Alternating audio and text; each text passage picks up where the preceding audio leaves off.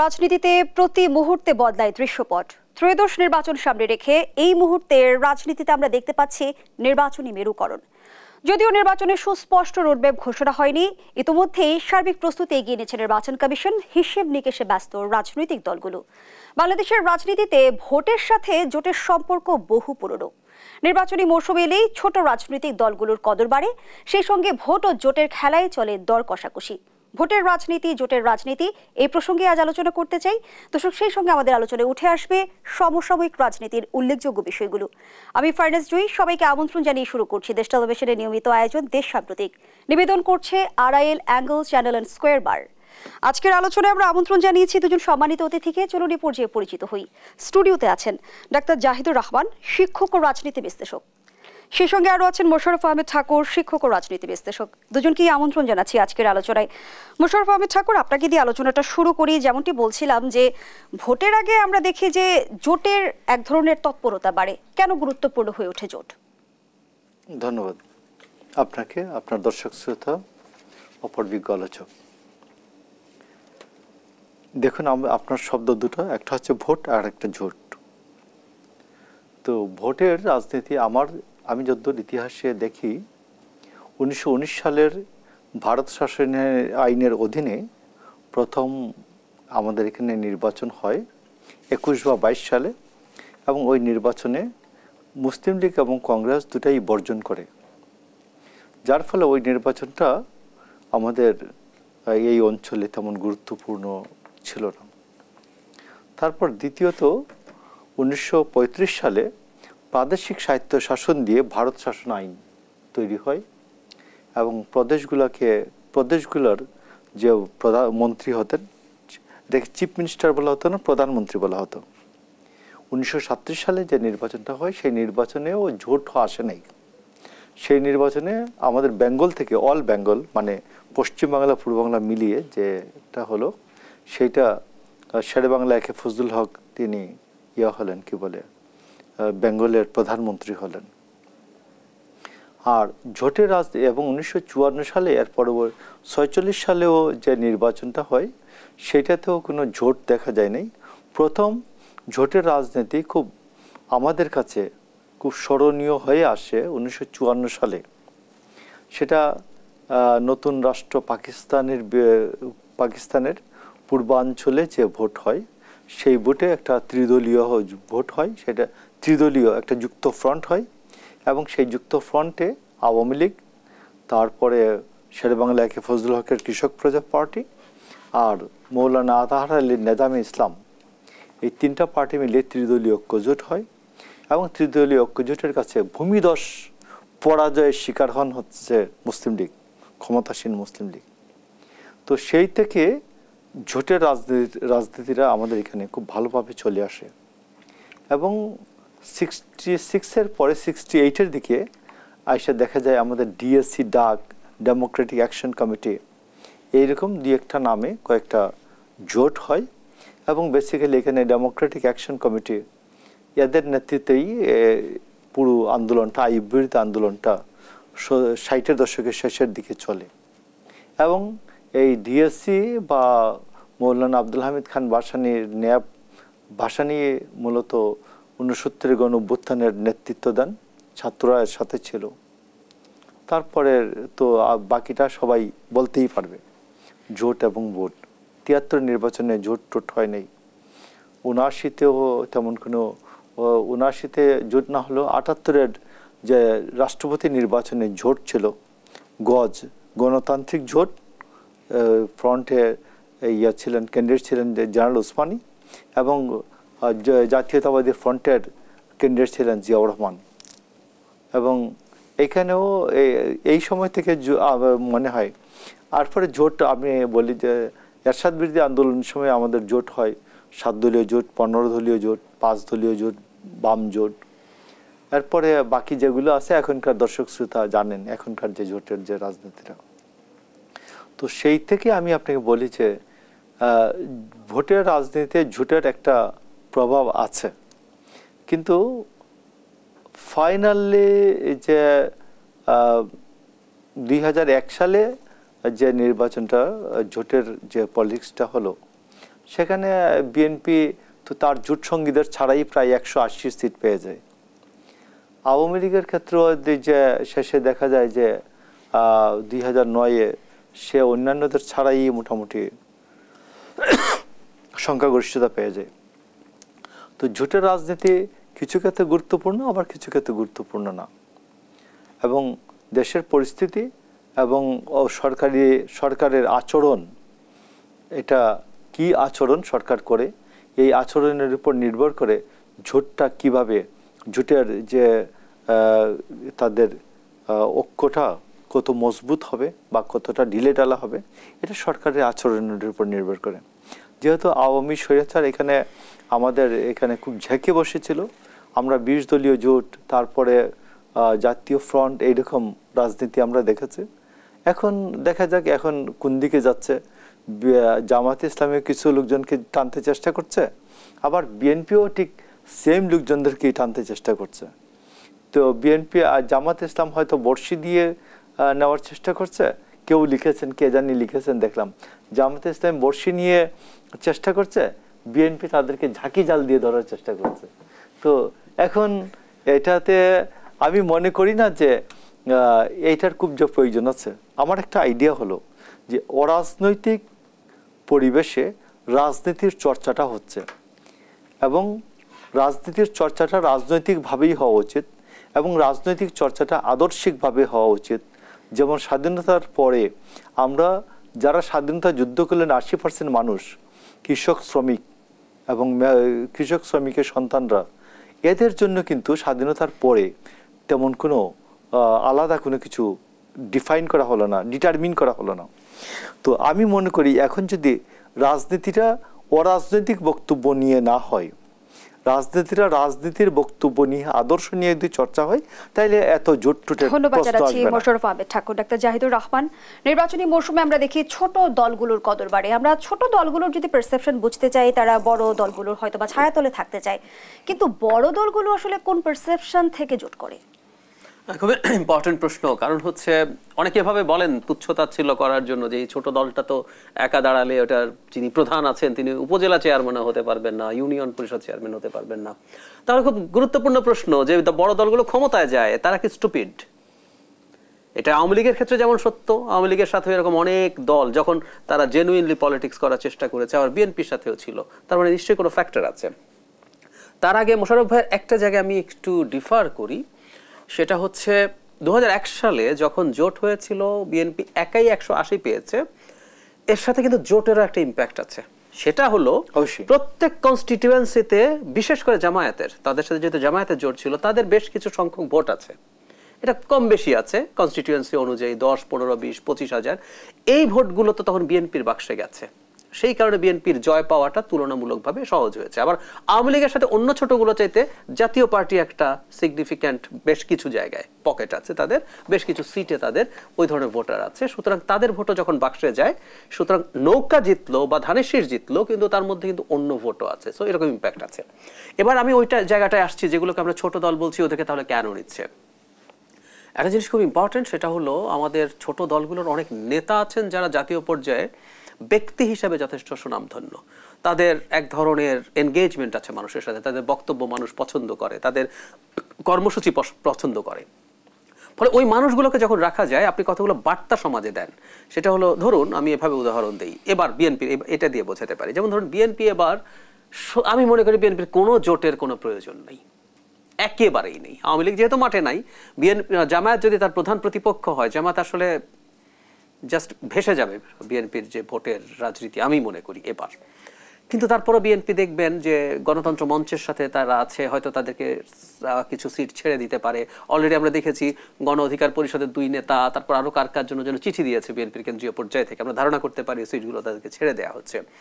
এবং একটা ইসলামী দলের সাথেও বিএনপি, এই যে ইসলামী আন্দোলন যখন জামাতের সাথে বসলো, তারপর বিএনপির সাথে 1 সপ্তাহের ব্যবধানে। ফলে আমি মনে করি একটা হলো ওই মানুষগুলোকে নেয়া, এবং আমি একটা ইনক্লুসিভ অ্যাটিটিউড দেখাচ্ছি। গণতন্ত্র মঞ্চে 2 জন মানুষ আছেন যারা একসময় বাম সংগঠন বা রাজনীতি করতেন, মানে এই ইমিডিয়েটলি আগে বাম রাজনীতি করতেন অনেকেই আছে, কিন্তু এই ইমিডিয়েটলি আগে বাম গণতান্ত্রিক জোট ছেড়ে 2টো পার্টি এখানে এসে যোগ হয়েছে, সো আমি তাকে রাখছি। আমি ইসলামিস্ট মানুষদেরকে রাখছি, বিএনপিকে যাতে কেউ এটা মনে না করে যে বিএনপিতে এক ধরনের আইডেন্টিটি আগে ছিল, তারা প্রো ইসলাম। জিয়া যখন প্রথম দল করেন, জিয়া দুটো কাজ করেছিলেন যেটা আমাদের মুসলিম অনেক ভোটারকেও এক ধরনের খুশি করেছিল। উনি বিসমিল্লাহির রহমানির রহিম যুক্ত করেছিলেন কনস্টিটিউশনে। নট অনলি দ্যাট, উনি রাষ্ট্রীয় মূলনীতির মধ্যে পরম করুণাময় আল্লাহর উপর আস্থা এবং বিশ্বাস যোগ করেছিলেন। বিতর্ক আছে এগুলো নিয়ে, কিন্তু বাট হি ডিড ইট। এবং এটা মুসলিম অনেক মানুষকে, প্রো মুসলিম অনেক মানুষকে দেখা গেছে যারা প্রো ইসলাম আইডেন্টিটি পছন্দ করে তাদেরকে খুশি করেছে। সো বিএনপি একটা দুটো ইসলামিক দল যারা অত শক্তি নেই সাথে রাখা, কিন্তু তার সেই যে পুরনো লেগাসি, তার যে সেই পুরনো ভোট ব্যাংক, সেটাকে কিন্তু সাহায্য করবে। সুতরাং এইসব ক্যালকুলেশনই আসলে তারা করেন এবং করে বলেই রাখা না হয়। এটা তো ফ্যাক্ট যে তারা যে সিটগুলো ছাড়বেন সেই সিটগুলোতেও তাদের অত্যন্ত যোগ্য ক্যান্ডিডেট আছেন। আমি আওয়ামী লীগের কথা যদি বলি, আওয়ামী লীগের জনাব হাসানুল হক ইনুকে মানে নমিনেশন দেওয়ার জন্য মাহবুবুল আলম হানিফ, যিনি যুগ্ম সাধারণ সম্পাদক, অত্যন্ত বড় একটা পোস্টে আছে, উনি তো মনোনয়ন পেতেন না। তো এই কাজগুলো তারা তাদের জায়গা থেকে করছেন তাদের যোগ্য প্রার্থী থাকার পরও, কারণ এই ক্যালকুলেশনগুলো ডিরেক্টলি না হলেও ইনডিরেক্টলি তাদের ভোটে খুব বড় প্রভাব ফেলে, এটা দলগুলো বোঝে। নির্বাচনের আগে আমরা বড় রাজনৈতিক দলগুলোর জোট গঠনে যে দৌড়ঝাঁপ দেখি, নির্বাচনের পরে যে তারা আসলে ছোট দলগুলোকে কতটা কদর করে না, এটাই খুব স্বাভাবিক। নির্বাচনের পর ভোটারকেই কদর করে না অনেক ক্ষেত্রে। তবে এখানে একটা তবে আছে, ভোটারকে কখন কদর করে না এই আলাপটা আমরা অনেক বেশি করি, কারণ হলো আমাদের তো ভোট ছিল না। আপনার যখন ভোট প্রয়োজন হবে, আপনার যখন চ্যালেঞ্জ সামনে থাকবে, শেখ হাসিনা কিন্তু শেষ মুহূর্তে চ্যালেঞ্জে পড়ে 14 দলকে ডেকেছিল। যখন ওনার মানে গদি উল্টে যাচ্ছে, তখন কিন্তু উনি 14 দলের মিটিং করেছেন এবং জামাতের বিরুদ্ধে কি করব না করব তখন ডেকেছেন। দলগুলোকে বিপদে থাকতে হবে, এটা হলো জরুরি কথা। মোশাররফ ভাইয়ের যে দল, এটা যদি ক্ষমতায় আসে, ওকে বিপদে থাকতে, ওকে বিপদ ফিল করতে হবে। বিপদ মানে হচ্ছে এটা যে আমাকে 5 বছর পর ভোটে পার্টিসিপেট করতে হবে এবং জনগণ চাইলে আমাকে ক্ষমতাচ্যুত করতে পারে। এই ভয় যখন থাকবে, তখন ভোটারকে যেমন তারা ভ্যালুয়েট করবেন, একইভাবে এই যে যেসব ছোট দলের কথা বলা হচ্ছে, যাদেরকে নিয়ে নির্বাচন করেছিলেন, তাদেরকেও তারা কদর করবেন। যদি ভোটের প্রয়োজন না থাকে, তখন তো আসলে এগুলো কিছু ম্যাটার করে না।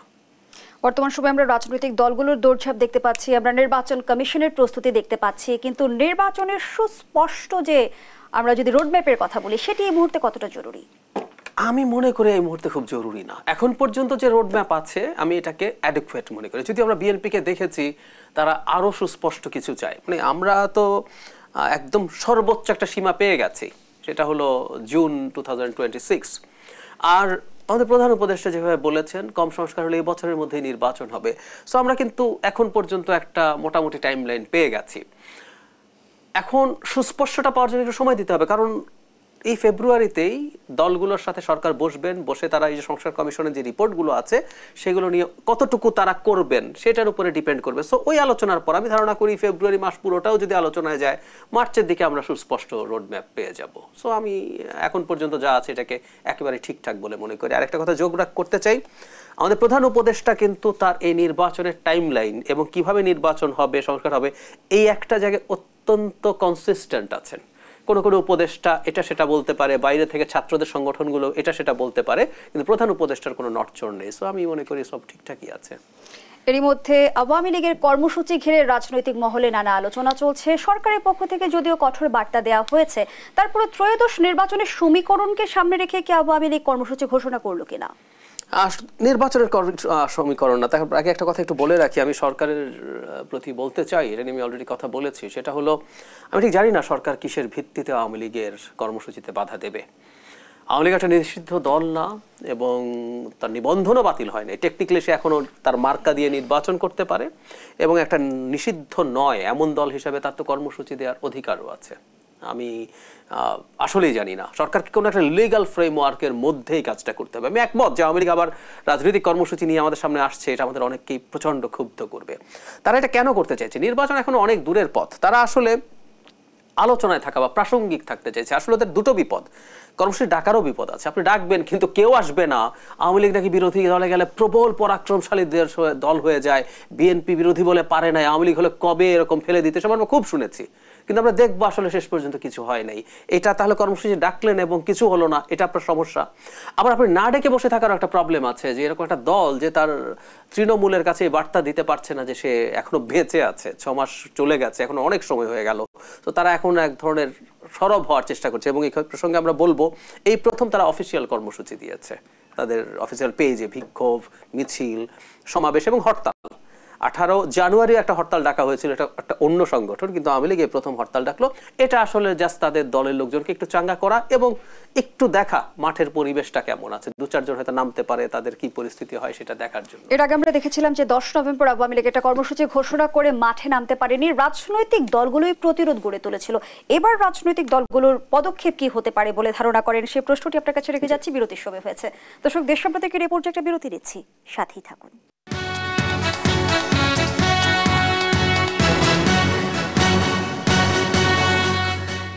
ফিরে এলাম, আপনারা দেখছেন দেশ টেলিভিশনের নিয়মিত আয়োজন দেশ সাম্প্রতিক। নিবেদন করছে Arail angle channel and square বার। আমরা আবারও ফিরছি অতিথিদের কাছে। ডাক্তার জাহিদুর রহমান, এই অংশে প্রশ্নটি একটু বড় হবে, আমি একটু জানাতে চাই ইসলামিস্টরা দেশের নিয়ন্ত্রণ নিতে যাচ্ছে কিনা। ফিনান্সিয়াল টাইমসের এমন প্রশ্নের জবাবে প্রধান উপদেষ্টা ডক্টর মোহাম্মদ ইউনূস বলেছেন, আমি এমন কোনো লক্ষণ দেখি না, তরুণরা সত্যি প্রতিশ্রুতিবদ্ধ, তাদের খারাপ কোনো কিছুর সঙ্গে সংস্পর্শ নেই বা নিজেদের রাজনৈতিক আখের গোছানোর ব্যক্তিগত আকাঙ্ক্ষা নেই। তারা এই পরিস্থিতিতে রাজনৈতিক দল গঠন করছে, এটা দরকার, কারণ রক্ত দিয়ে যারা যেগুলো অর্জন করেছে সেগুলো তাদেরই রক্ষা করতে হবে, অন্যথায় সেগুলো সেই সব ব্যক্তি নিয়ে যাবে যারা বিগত প্রশাসন ও অন্যান্যের মতো সবকিছুর পুনরাবৃত্তি করার সুযোগ খুঁজছে। এটাই বাংলাদেশে আমাদের রাজনৈতিক পরিবেশ। প্রধান উপদেষ্টার এই বক্তব্যের বার্তা কি? মানে খুবই খুবই নতুন একটা অভাবনীয় ঘটনা আমি বলবো। মানে আমরা এতদিন পর্যন্ত ছাত্রদের দল করা বা ভবিষ্যতের রাজনৈতিক প্রেক্ষাপটটা কেমন হবে সেটা নিয়ে আমাদের প্রধান উপদেষ্টাকে একেবারে ডিটাচড ফ্রম এভরিথিং, উনি কোনো কিছুর সাথে কোনোভাবে মানে অ্যাক্টিভলি তো নন, উনি সাইকোলজিক্যালিও যুক্ত নন, আমাদের সেই পারসেপশন হয়েছে। কারণ আমি ওনাকে যদি কোট করি, উনি খুব স্পষ্টভাবে বলেছিলেন যে উনি আসলে ফ্যাসিলিটেটর ওনাদের সরকার। ডেইলি স্টারের জন্য মাহফুজা নামকে ইন্টারভিউর ক্ষেত্রে আমরা দলগুলোকে নিয়ে বসবো, তাদের সাথে আলোচনা করব, তারা যেটা চায় সেভাবেই সব করব। এখানে উনি একটা মতামত দিয়েছেন, ওনার ব্যক্তিগত মতামত বলে আসলে বলাটা ঠিক হবে না, উনি একটা সরকারের প্রধান উপদেষ্টা। এবং ওইখানে উনি যেভাবে বলছেন, না এই পর্যন্ত ঠিক আছে যে তারা দল গঠন করুক, এটা আমরা প্রত্যেকেই বলি, কিন্তু উনি বলছেন তারা যা অর্জন করেছেন সেটা তাদেরকেই রক্ষা করতে হবে। তারপরে সেই পুরনো জায়গাটা যে ছাত্ররাই এই অর্জনটা করেছে, এই একটা জিনিস আমরা শুরু থেকে কন্টেস্ট করেছি। ছাত্ররা সামনে ছিল এই মুভমেন্টে, এই মুভমেন্টেই সব রকম মানুষ, দল মত নির্বিশেষে, সাধারণ মানুষ, গরিব মানুষ, ধনী মানুষ, মধ্যবিত্ত, দল করা মানুষ, নির্দলীয় মানুষ, প্রত্যেকে ছিল। আপনি হত্যার কাণ্ডের লিস্ট যদি দেখেন তাহলে দেখবেন খেটে খাওয়া মানুষের সংখ্যা অনেক অনেক বেশি ছাত্রদের চাইতে। আর এর আগের 15 বছরের এন্টায়ার একটা লং ফাইট আছে, কত মানুষ কত রকম ভাবে সাফার করেছে, হত্যাকাণ্ডের শিকার হয়েছে, টর্চার হয়েছে, গুম হয়েছে, নিদেন পক্ষে যেটা হয়েছে জেলে গেছে, 100টা মামলা নিয়ে বাইরে বাইরে ঘুরেছে অথবা কোর্টের বারান্দায় ঘুরেছে। তো এগুলো তো সব কিছু মিলে হয়েছে। এবং আরেকটা কথা যে না হয় অন্যরা এসে আগের মতো করে সব শুরু করবে, মানে এর মধ্যে আমি মনে করি যে বিদ্যমান যে পলিটিক্যাল পার্টিগুলো আছে তাদের প্রতিও এক ধরনের নেগেটিভ অ্যাটিটিউড প্রকাশিত হয়েছে প্রধান উপদেষ্টার। এবং ছাত্ররা যদি তারা পলিটিক্যালি আসতে না পারে এবং যদি দায়িত্ব দিতে না পারে, এখন ছাত্ররা রাজনৈতিক দল করে এবারই নির্বাচন হলে ক্ষমতায় যাবেন এরকম এক্সপেকটেশন করাটা আমার কাছে কোনোভাবেই সঠিক মনে হয় না। আর না হলে বাকিটা আবার আগের জায়গায় সব ফিরে যাবে। কিন্তু আমরা এটা আবারও বলছি, সেটা হলো লড়াই, মানে যে দলগুলো ক্ষমতায় যেতে পারে তারাও আসলে করেছে, কিন্তু প্রধান উপদেষ্টার বক্তব্যে কিন্তু তাদের প্রতি এক ধরনের নেগেটিভ অ্যাটিটিউড আছে, যেটা আমরা আসলে ছাত্রদের বক্তব্যে অনেক সময় দেখছিলাম। সো এটা একটা নতুন ডাইমেনশন খুলে গেল আমার মনে হয়। এখন সামনে এটা একটা নতুন ডাইমেনশন, একটা প্যান্ডোরাস বক্স খুললো নতুন করে। প্রধান উপদেষ্টার এমন বক্তব্যে রাজনৈতিক দলগুলোর আস্থাহীনতা আরো বাড়বে কিনা? বাড়বে, বাড়ার খুবই সম্ভাবনা আছে, কারণ আমরা এতদিন পর্যন্ত তাকে এই ধরনের বক্তব্যের আশপাশেও যেতে দেখিনি। এবং আমার ব্যক্তিগত মতামত হচ্ছে এই ধরনের বক্তব্য তার দিক থেকে না আসাই ভালো ছিল। এটা এখন তাকে একটা পক্ষ হিসাবে পোট্রে করানোর জন্য একটা অস্ত্রে পরিণত হতে পারে। এর আগে কিন্তু উনি একটা সময় বারবার ছাত্ররাই তাকে পয়েন্ট করেছে, ছাত্ররাই সব করেছে, ওই জায়গা থেকে উনি সরে এসেছিলেন। এই যে দাভোসে গিয়ে কিন্তু উনি স্পষ্টভাবে বলেছেন কেউ এটা প্ল্যান করে নাই, এটা একটা স্পন্টেনিয়াস মুভমেন্ট, সব ঠিক ছিল। তাহলে উনি ওই জায়গা থেকে সরে এসে উনি রিয়াল পার্সপেক্টিভটা বুঝতে পারছিলেন মনে হলো। কিন্তু এখন আবার এটা নিশ্চিতভাবে চরম বা সিরিয়াস একটা বিতর্ক শুরু হবে এখন। ধন্যবাদ জানাচ্ছি আপনাকে। মোশাররফ আহমেদ ঠাকুর, যখন আমরা আসলে সরকারের নিরপেক্ষতা নিয়ে বিএনপিকে প্রশ্ন করতে দেখছি, কিংস পার্টি নিয়ে বিএনপিকে আশঙ্কার কথা বলতে দেখছি, সেই সময় প্রধান উপদেষ্টার এমন বক্তব্যকে আপনি কিভাবে দেখছেন? ধন্যবাদ আপনাকে। আমাদের এই জাতির দুর্ভাগ্য, আমাদের এই জাতির যে 100 বছরের বা আরো বেশি শ্রেষ্ঠ অর্জন স্বাধীনতা যুদ্ধ, এই যুদ্ধের সময় যে যুদ্ধের দ্বারপ্রান্তে যিনি এনে দিয়েছিলেন সেই ব্যক্তি শেখ মুজিবুর রহমান আমাদের যুদ্ধের সময়টাতে ছিলেন না, পুরোটা সময় অ্যাবসেন্ট। আপনি ব্যারিস্টার আমিরুল ইসলামের কাছ থেকে যদি কিছু কথাবার্তা শুনেন, উনি এখন জীবিত আছেন, তারা বহুবার শেখ মুজিবকে এই যুদ্ধের কথা শোনাতে যে গিয়েছেন, শেখ মুজিব সময় দিয়ে তারপরে বলছেন তোরা আয়, ইয়েতে বেডরুমে আলোচনা হবে। 30 মিনিট পরে দেখা যাচ্ছে উনি নাক ডেকে ঘুমাচ্ছেন, এবং তারা মনে করছেন যে আমিরুল ইসলামের বক্তব্য অনুযায়ী যেটা শেখ মুজিব প্ল্যান করে তাদের প্রতি অবজ্ঞা প্রদর্শন করেছেন।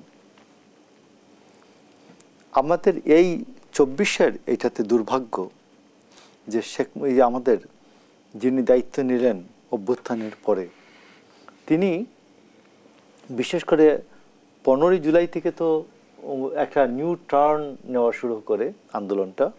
16 তারিখ থেকে যে মারা গেল আমাদের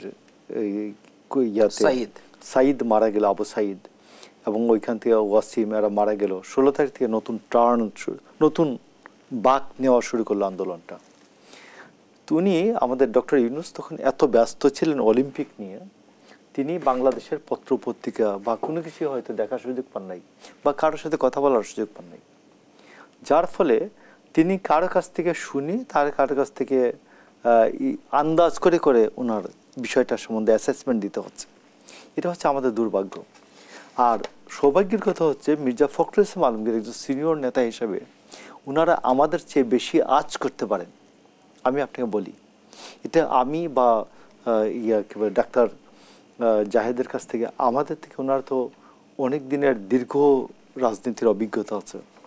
এই কারণে তিনি আঁচ করতে পেরেই এই কথা বলেছিলেন যে নির্বাচনকালীন সময়ে সরকারের নিরপেক্ষ আচরণ প্রয়োজন, অন্যথায় একটি নিরপেক্ষ সরকারের প্রয়োজন হবে। বিএনপি মহাসচিব তো বারবার বিরাজনীতিকরণের কথাও বলেছে, -2 এর কথাও বলেছে, এবং আমি আপনাকে বলছি যে ওটা তো আরো ডিপে গেল। তো এখানে 1/11-এর সময় কারা 1/11-এর সময় কাহারা এই -2-র পক্ষে ছিলেন, মাইনাসের পক্ষে ছিলেন, এটা দেশ জাতি জানে। আমরা হয়তো সৌজন্যতার খাতিরে নামগুলি বলি না, কিন্তু জানে তো মানুষ।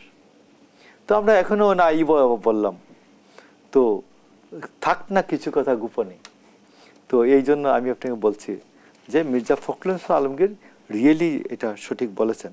তবে আমি আপনাকে বলি যে আমাদের ভারপ্রাপ্ত চেয়ারম্যান তারেক রহমান উনি বলেছেন যে আপনারা রাগ ডাক না রেখে বলবেন যে আমরা নির্বাচন কেন চাই। কারণ নির্বাচন কেন্দ্রিক উই হ্যাভ সাম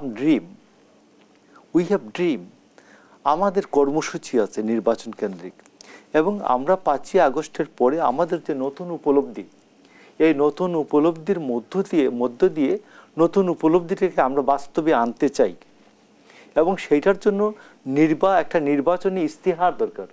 এটা নিউ ইলেকশন ম্যানিফেস্টো 31 দফা তো আছেই, এটা একটি সংস্কার প্রস্তাব, বাট ইলেকশন ম্যানিফেস্টো যেটা হবে এটা তো আলাদা হবে, এটা সবাইকে নিয়ে। যেমন ডাক্তার জাহিদ, উনাকে আমরা বলতে পারি যে ভাই আপনার প্রচুর পড়াশোনা আছে, আমাদেরকে একটু ইনপুট দেন। এটা তো দিতেই পারেন উনি, এটা রাজনৈতিক দলকে দিতে পারেন উনি, অন্য দলের থেকেও দিতে পারেন। তো সেইখানে আমি আপনাকে বলছি যে এই জন্য আমরা নির্বাচনটা চাই। তবে এই প্রধান উপদেষ্টার এই বক্তব্যটা আমি আপনাকে বলি জনগণকে হতাশ করবে, দেশ জাতিকে হতাশ করবে, এবং আমাদের যে ছাত্রদের যেসব নেতারা বিভিন্ন ধরনের অভিযুক্ত হচ্ছেন, এটা আমরা প্রকাশ করি না কেন শোনেন, প্রকাশ করি না এই জন্য মানুষের মধ্যে ফ্রাস্ট্রেশন তৈরি হবে। ভবিষ্যতে কেউ স্বৈরাচার হয়ে উঠলে এদেরকে আর কেউ প্রতিরোধ করতে যাবে না, যে ভাই একবার প্রতিরোধ করে গিয়ে আমরা 3000 মানুষ অঙ্গ হারালাম, পঙ্গু হলাম, 1000-এর বেশি মানুষ মারা গেলাম, যেই লাভ সেই কদুইত হয়। তো এটা স্বৈরাচারী হতে কাউকে উৎসাহিত করবে। আমি একজন সচেতন মানুষ হিসাবে আমি বলবো যে এইসব অভ্যুত্থানের পরে আমরা নতুন করে চিন্তা করছি যে অভ্যুত্থানের পার্সেন্টেজ অনুযায়ী যেসব শ্রমজীবী মানুষ আছে এদের পার্টিসিপেশনটা যেহেতু বেশি, এদের স্বাস্থ্যের কথা আমরা চিন্তা করব। এদের চিকিৎসার কথা চিন্তা করব, এদের অন্যান্য যে মৌলিক চাহিদার কথা, এরা যেন বেশি সমাজে গুরুত্ব পায়, আমরা অবশ্যই নেক্সট ইলেকশনের ইস্তেহারে আমি দেখতে চাইব আমার দলের পক্ষ থেকে। যেমনটি তারেক রহমান বলেছে, দেশবিরোধী চক্রান্ত রুখে দিতে রাজনৈতিক দলগুলোকে ঐক্যবদ্ধ থাকার আহ্বান জানিয়েছেন তিনি। দেশবিরোধী চক্রান্ত কে করছে? বারবার আমরা শুনি যে গণতন্ত্রের বাইরে অন্য কিছু চিন্তা করলে ফলাফল ভালো হবে না, গণতন্ত্রের বাইরেও বা যে কে চিন্তা করছে। আমি সেই প্রশ্নগুলো আপনার কাছে রেখে যেতে চাই। আবারও বিরতির সময় হয়েছে। দর্শক, দেশ সম্প্রতিকের এই পর্যায়ে আবারও বিরতিতে যাচ্ছি, সাথেই থাকুন।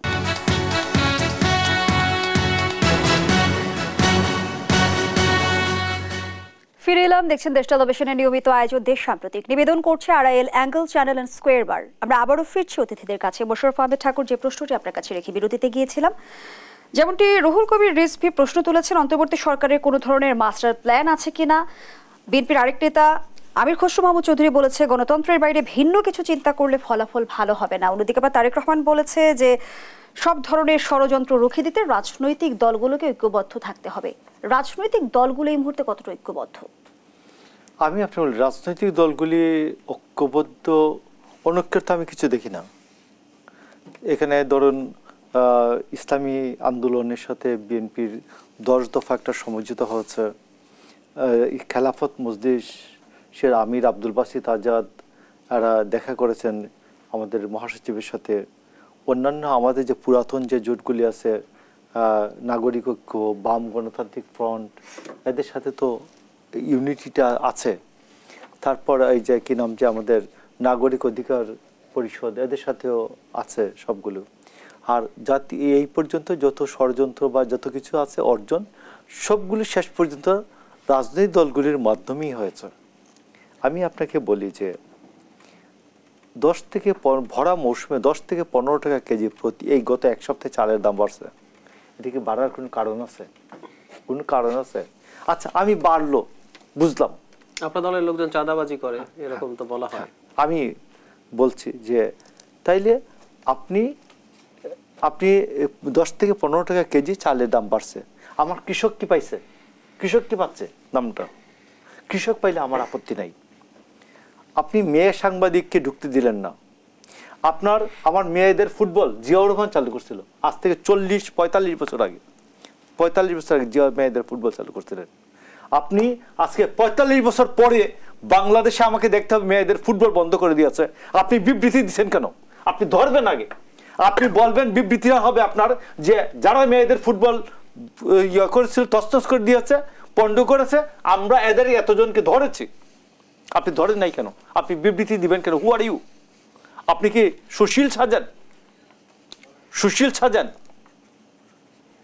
তো মানুষ যদি এটার প্রতিকার নেয়, আমার বিএনপি যদি ওই লোকাল লিগ বলে যে আমি ঠিক আছে, গভর্নমেন্ট প্রতিকার নিচ্ছে না, প্রেসিডেন্ট জিয়া মেয়েদের ফুটবল চালু করছিল, যারা ফুটবল বন্ধ করছে আমি প্রতিকার নিব, এই পুলিশ আয় এখানে ধর, এটি আমি ধরিয়ে দিলাম। এবং বিভিন্ন জায়গায় আজকে একজন সাংবাদিক, আমি নাম বলতে চাই না, ছোট বাচ্চা বলতেছে যে ফেসিবাদের যে হত্যাকাণ্ড আছে এগুলো নিয়ে কোনো আলোচনা নাই, বিচার নিয়ে আলোচনা নাই। কেন? বিচার করার জন্য তুমি গভর্নমেন্টে আছো, তো ইউ আর ইন গভর্নমেন্ট, তুমি চেয়ারে আসো, এটা তোমার দায়িত্ব।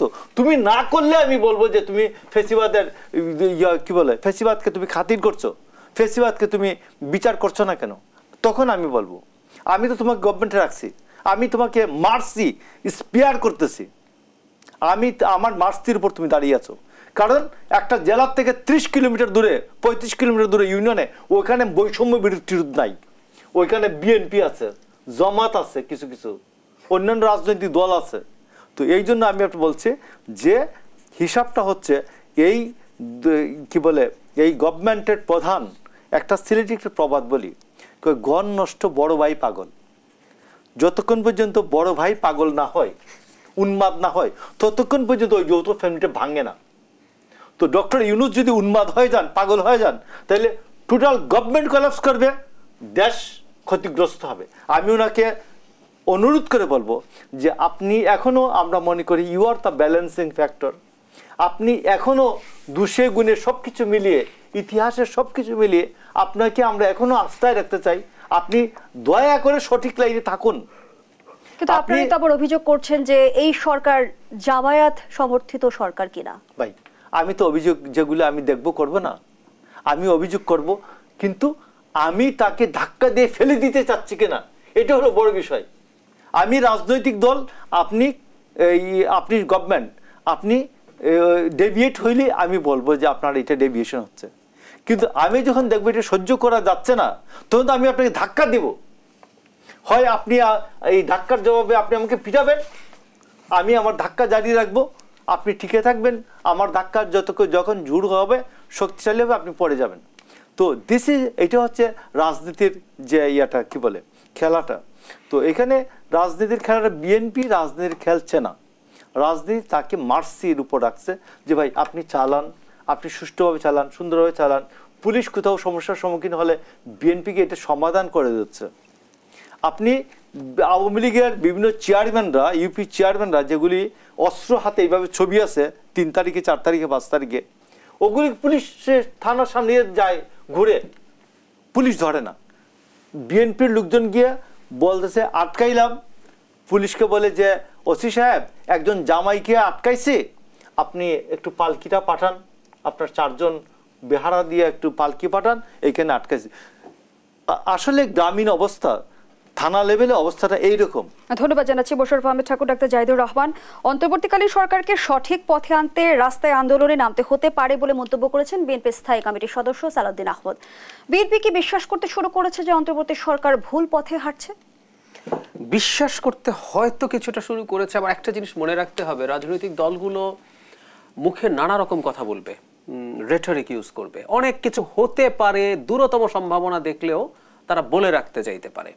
যেমন কিছুদিন আগে জনাব মির্জা ফখরুল ইসলাম আলমগীর বলেন নাই সরকার নিরপেক্ষতা হারাচ্ছেন, বলেছেন যদি হারায় তাহলে ছাত্রদের ওই সরকারে রেখে তারা নির্বাচন করা নিয়ে প্রশ্ন আসে। আবার এমনটিও বলেছেন যে অনেক ক্ষেত্রে নিরপেক্ষতা বজায় রাখতে পারছে না বলেছে।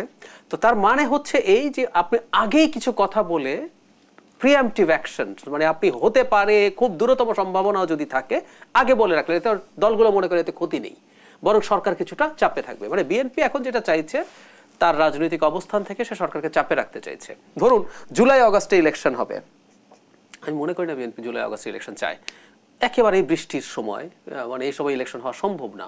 কিন্তু বিএনপি জুলাই আগস্ট বলছে, কারণ হলো বিএনপি চায়, আমি ধারণা করি যে এই বছরের পরে যাতে ইলেকশনটা না যায়, কারণ সরকার তো জুন 26ও একটা তাদের টাইম লাইনের মধ্যে আছে। ঠিক একইভাবে এখন তারা যেভাবে বলছেন যে নামতে হতে পারে, এটা আসলে আগেই সরকারকে একটু চাপে রাখা। কিন্তু মজার ব্যাপার হলো ফেব্রুয়ারিতেই তারা মাঠে নামতে পারে নির্বাচনের জন্য, এমন একটা আলাপ আগেই করেছেন। কিন্তু আমরা আজকে প্রধান উপদেষ্টার যে বক্তব্য সামনে আসলো তাতে মনে হতেই পারে যে আসলে এখন এবার সরকারকে অ্যাজ এ হোল বিএনপি চাপে রাখা উচিত। কারণ নির্বাচনের যদি একটা দল ছাত্রদের তৈরি হতে যায় এবং তাতে যদি সরকার, যদি পারসেপশন এরকম হয় যে প্রধান সরকার এবং প্রধান উপদেষ্টা সহ সেটার সমর্থনে পেছনে আছেন, তিনি মন থেকে সমর্থন করতে পারেন, ভোট হবে যখন ভোট দিতে পারেন, তিনি ওদের সাফল্য কামনা করতে পারেন। কিন্তু যে সরকারটা একটা নিউট্রাল সরকার হিসেবে সোফার ক্ষমতায় আছে, তারা আসলে কোনো দলকে প্রকাশ্যে সমর্থন করছেন, এটা হতে পারে না। সো বিএনপির জায়গা থেকে এই কথাগুলো বলে রাখা ছিল এবং প্রয়োজনে আমি মনে করি তারা এগুলো আসলে আস্তে আস্তে করবেন। এটা রেটরিক ছিল, তাদের মাঠেও হয়তো তারা নামবেন। সরকারকে চাপে রাখতে বিএনপি যদি রাজপথে নেমেই পড়ে তাহলে কোন রাজনৈতিক বাস্তবতার মুখোমুখি হব আমরা? এটা খুবই দুঃখজনক হবে। কারণ হচ্ছে আমরা এই সরকারটাকে সবাই সমর্থন করেছি, বিএনপিও করেছে, এবং এখন যদি এটা দাঁড়ায় যে সরকারের বিরুদ্ধে দাঁড়াচ্ছে, আমরা ঠিক এইরকম একটা কন্ডিশনের এই অপেক্ষা করছিল আমাদের শত্রুরা, আওয়ামী লীগ, তাদের লোকজন এবং ভারত। তারা চেয়েছে আমাদের মধ্যে এরকম একটা মুখোমুখি সাংঘর্ষিক পরিস্থিতি হোক। সরকারের বিরুদ্ধে যদি দাঁড়ায় তখন বিপদটা যেটা হবে, সরকারের তো নিজস্ব কোনো রাজনৈতিক দল নেই। সরকারের হয়ে কি তখন বৈষম্য বিরোধী ছাত্র আন্দোলন, ওদের সংখ্যা কতটুকু বিএনপির সামনে কতটুকু টিকবে জানি না। জামায়াতের অনেক ক্ষেত্রে তাদের সাথে টোনের মিল আমরা দেখি, তো তারাও কি মাঠে থাকবেন? তাহলে একটা সাংঘর্ষিক পরিস্থিতি হতে হবে। আর যদি সেটা নাও হয়, সরকারকে যদি বল প্রয়োগের মাধ্যমে, প্রশাসনিক বল প্রয়োগ, আইন শৃঙ্খলা রক্ষাকারী বাহিনীর মাধ্যমে যদি কিছু করতে হয়, সেটা খুবই মর্মান্তিক ব্যাপার দাঁড়াবে। যে দলটা শেখ হাসিনা বিরোধী লড়াইয়ে বিরাট সাফার করেছে, অনেক মূল্য দিয়েছে, সে দলের বিরুদ্ধে আবার দাঁড়াবে। এবং এই করতে করতে যেটা আমি ব্যক্তিগতভাবে মনে করি, শেষ পর্যন্ত সরকারকে আসলে নির্বাচন, চাপের মুখে নির্বাচন দিতে হবে। কিন্তু ডক্টর ইউনূসের যে ভবিষ্যৎ লেগেসি, এই মানুষটা যে রেসপেক্ট নিয়ে এখানে এসছেন, তার যাওয়াটা যদি এই ধরনের কিছু আছে, চাপের মুখে তাকে যেতে হয়েছে, এটা খুবই দুঃখজনক এবং মর্মান্তিক হবে। অনেকেই বলছে যে ফেব্রুয়ারি মাসকে টার্গেট করে আওয়ামী লীগ বিএনপি উভয় দল কর্মসূচি ঘোষণা করেছে, ব্যাপারটা কি কাকতালীয় নাকি এর মধ্যে কোনো সংযুক্তি আছে? আমি কাকতালীয় মনে করি। আওয়ামী লীগ বরং একটা কাজ করছে ইচ্ছে করে। বিএনপি ফেব্রুয়ারির কথা কিন্তু আগে বলেছে যে তারা ফেব্রুয়ারিতে মাঠে নামতে পারে, আওয়ামী লীগ কর্মসূচি তারপরে দিয়েছে। মানে বিএনপির কিছু বক্তব্যকে আওয়ামী লীগ তার জায়গা থেকে ব্যবহার করে বিএনপির বরং একটা ক্ষতি করছে। আমাদের নিশ্চয়ই মনে আছে মিস্টার আরাফাত যখন একটা ফেসবুক স্ট্যাটাস দিলেন, সেখানে বিএনপির বেশ কিছু বক্তব্য, যেমন সংস্কার, নির্বাচিত সংসদ করবে, এটা তো বিএনপি সবসময় বলছে, তারা সেটার সাথে মিলিয়ে দিচ্ছে। এমন অভিযোগও কিন্তু করেছেন ছাত্র উপদেষ্টা রাহিদ। এরপর সো আমি কিন্তু তখনই ওই দিনই বলেছিলাম যে এটা একটা মানে খুব কূটকৌশল তাদের, বিএনপির সাথে তাদের নাম জুড়ে দেয়া যাতে বিএনপির বদনাম করা যায়। সুতরাং এই ফেব্রুয়ারিটা তারা যদি এভাবে দিয়ে থাকে, এটা বিএনপিকে স্টিগমাটাইজ করা, বিএনপিকে আক্রমণের লক্ষ্যে পরিণত করা তাদের একটা উদ্দেশ্য আছে। এটা কাকতালীয় না, আওয়ামী লীগ করেছে, পরে করছে, এবং আমি দেখছি এটা সিস্টেম্যাটিকলি করছে। এটা আরও করবে তারা সামনে। বিএনপির আরও অনেক মন্তব্যকে কিন্তু তারা এর আগেও এন্ডোর্স করেছে তাদের বিভিন্ন পর্যায়ের নেতারা, তারা এই কাজটা আরও করবে, এটা পরিকল্পিত। সেন্টার ফর পলিসি ডায়ালগ বলছে 6 মাসেও জনজীবনে স্বস্তি আনতে পারেনি অন্তর্বর্তী সরকার, সরকারের রাজনৈতিক ম্যান্ডেট নেই, অনিশ্চয়তা থাকলে বিনিয়োগ হয় না, নির্বাচন ছাড়া উপায় নেই। আমি 100% একমত। এবং শুধু বিনিয়োগ না, তুমি একটা জিনিস খেয়াল করবেন, বাংলাদেশটা আমি এবার শিখে গেছি। আমি 11 সময়ও খুব মন দিয়ে অবস্থা বুঝেছি, আমার সময় রাজনীতি বোঝার মতো যথেষ্ট বয়স হয়েছে, এখন তো আরও ম্যাচিওর্ড অবস্থায় বুঝতে পারছি। 2টা সরকার দেখলাম নন পলিটিক্যাল, এবং আমার সিদ্ধান্ত হচ্ছে আপনি দেশকে যদি ডোবাতে চান একটা পলিটিক্যাল সরকার লাগবে, আর আপনি যদি দেশের ভালো কিছু করতে চান একটা পলিটিক্যাল সরকার লাগবে। কেন এই সরকার কেন পারছে না? আমরা যদি ইউরোপ আমেরিকার মতো হতাম যে আমাদের সিস্টেমেই সব কিছু হয়ে যায়, ধরুন পুলিশ ঠিকঠাক মতো কাজ করে, গ্রামে একজন নারী তার হাজব্যান্ড দিয়ে টর্চার্ড হয়েছেন, থানায় গেলেন, মামলা হলো, হাজব্যান্ড ধরলো, বিচার হলো, এগুলো হয় না। দেখবেন মোশাররফ ভাই গ্রাম থেকে ফোন পাচ্ছেন যে এটা হয়েছে, উনি থানায় ফোন করছেন, ওনার একজন কর্মী গিয়ে ওই নারীকে থানায় নিয়ে যাচ্ছেন, মামলা করাচ্ছেন, সার্ভিস দিচ্ছেন। কেউ একজন আহত হয়ে গেল, হসপিটালে গেল, ভর্তি হতে পারছে না, ওখানেও দেখবেন ওই পলিটিক্যাল লিডার, তার স্বার্থই আছে। আমি বলছি না সবাই খারাপ, মন থেকে অনেকে করে, কিন্তু একটা স্বার্থ আছে, তো ভাই ভোট করতে হবে, ওর সাথে তোমাকে চলতে হবে। সো এরকম যখন সিস্টেমে একটা দেশ চলে না, প্রত্যেকটা ধাপেই দেখবেন এই পলিটিক্যাল ফোর্সকে কাজ করতে হয়। সেই কারণে এই সরকার আসলে অর্থনীতি তো বটেই, কোনো ক্ষেত্রে সার্ভিস প্রোভাইড করতে পারবে না। যদি একটা রাজনৈতিক দল ক্ষমতায় আসে, ধরুন পুলিশ বিভিন্ন জায়গায় মামলা নিচ্ছে না, এই নিচ্ছে না, সেই নিচ্ছে না বলে, একটা পলিটিক্যাল সরকার ক্ষমতায় থাকলে ওর ঘাড়ে কয়টা মাথা, ও বলবে মামলা নেব না। প্রশাসন কাজ করছে না, সবকিছু স্লো করে রাখছে, পলিটিক্যাল সরকার, নির্বাচিত সরকার আসলে হবে কি মনে হয়? No way in fact. সো আমি মনে করি একটা নির্বাচিত সরকার ছাড়া কোনোদিনও একটা বাংলাদেশের মতো দেশ চলবে না। শেষ প্রশ্নটি আপনার কাছে রাখতে চাই, গণঅভ্যুত্থানের 6 মাস না যেতেই আমরা দেখছি যে এক ধরনের স্বার্থের দ্বন্দ্ব শুরু হয়ে গেছে। গণঅভ্যুত্থানের আকাঙ্ক্ষা আমরা এত দ্রুত ভুলে গেলাম? আকাঙ্ক্ষাকে আমরা একটু ওভার এস্টিমেট করেছি, এটা আমি সবসময় বলছি। আমাদের গণঅভ্যুত্থানের আকাঙ্ক্ষাকে আমরা যেভাবে আমাদের সামনে বলার চেষ্টা করি, আসলে আমরা প্রত্যেকের নিজের আকাঙ্ক্ষা বলে দেই জনগণের নামে। জনগণ এটা চায়, জনগণ, সব রাজনৈতিক দল বা প্রত্যেক ব্যক্তিও, জনগণ তো এটা চায়, জনগণ তো সংস্কার চায়, জনগণ সংবিধান বাতিল চায়। আমি এভাবে বলতে শুনেছি, যেন সংবিধান বাতিল না চাইলে নাকি জনগণের বিরুদ্ধে চলে যাওয়া হবে। আসলে আমরা গণঅভ্যুত্থানের শেখ হাসিনার পতন চেয়েছি, এই একটা কমন জিনিস ছিল। এরপর এক একজনের এক এক চাওয়া ছিল। এখন সেই এক একজনের এক এক চাওয়া আসছে এবং অনেকগুলো পরস্পর বিরোধী, অনেকগুলো সাংঘর্ষিক। তাই আমার কাছে এটা মনে হচ্ছে। সো যা ঘটছে আমার কাছে এটা একেবারে অভাবনীয় কিছু না, আমি প্রিপেয়ার্ড ছিলাম, কারণ এটাই হতে যাচ্ছে বলে আমার বিশ্বাস ছিল। ধন্যবাদ জানাচ্ছি ডাক্তার জাহিদুর রহমান, ধন্যবাদ জানাচ্ছি মোশাররফ আহমেদ ঠাকুর। আমরা আমাদের আয়োজনের একেবারেই শেষ পর্যায়ে, দর্শক এখানেই শেষ করছি দেশপ্রতীকের আজকের আয়োজন। ধন্যবাদ এতক্ষণ আমাদের সাথে থাকার জন্য।